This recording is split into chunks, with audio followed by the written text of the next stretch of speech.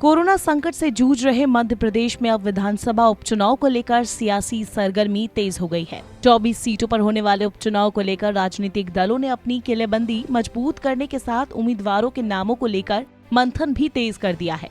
सबसे बड़ा सवाल यही है कि आखिर कोरोना संकट के इस काल में चुनाव कैसे हो पाएंगे। इस मुद्दे पर पूर्व मुख्य चुनाव आयुक्त ओपी रावत ने अपनी खास राय दी है। एक मीडिया चैनल को दिए इंटरव्यू में ओपी रावत ने एक खास तरह के मॉडल की बात की है, जिसके जरिए साउथ कोरिया ने अपनी संसद का चुनाव 15 अप्रैल को कराया और वहां रिकॉर्ड 66.2% वोटिंग हुई, जबकि कोरोना उस समय पीक पर था। ओपी रावत के मुताबिक मध्य प्रदेश में 24 सीटों पर होने वाले उपचुनाव समय से और कानून सम्मत तरीके से होना चाहिए और खासकर की कोई नई डिस्कवरिंग ऑफ यूनिट करने के बजाय साउथ कोरिया के पैटर्न को देख लिया जाए और उसमें जो सावधानी और प्रोविजन किए गए हैं उनको करके बाई इलेक्शन करा सकते हैं और बाई इलेक्शन में जो अनुभव है और जो गलतियां दिखे उनको सुधार करके फिर बड़े इलेक्शन करा सकते हैं। रिपोर्ट्स के मुताबिक चुनाव प्रचार के सवाल पर ओपी रावत का कहना था कि इसके लिए चुनाव आयोग को नेताओं से ही विचार विमर्श करना होगा कि आप क्या करना चाहेंगे, किस तरह करना चाहेंगे और क्या क्या परिवर्तन लाने की जरूरत है,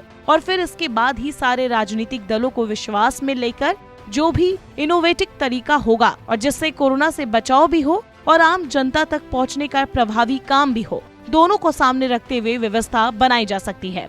चलिए अब आपको बताते हैं कि क्या है साउथ कोरिया का मॉडल। आपको बता दें, कोरोना काल के समय साउथ कोरिया में 15 अप्रैल को हुए चुनाव में करोड़ों लोगों ने हिस्सा लिया। चुनाव में लोगों को कोरोना संक्रमण से बचाने के लिए बड़ी मात्रा में मास्क, ग्लव्स, हैंड सैनिटाइजर दिए गए ताकि लोग सावधानी से अपना वोट डाल सके। इसके साथ ही पोलिंग बूथ पर तैनात कर्मचारियों को PPE kit, face protection mask और मेडिकल ग्लव्स दिए गए। इसके साथ पोलिंग बूथ के बाहर सोशल डिस्टेंसिंग का भी पालन करते हुए हर वोटर की थर्मल स्क्रीनिंग की गई। जिस भी वोटर का टेम्परेचर ज्यादा पाया गया उसे अलग कर विशेष बिल्डिंग्स में उनका वोट डलवाया गया। इसके साथ अस्पतालों के बाहर भी पोलिंग बूथ बनाए गए जिससे संक्रमित लोग भी वोट डाल सके।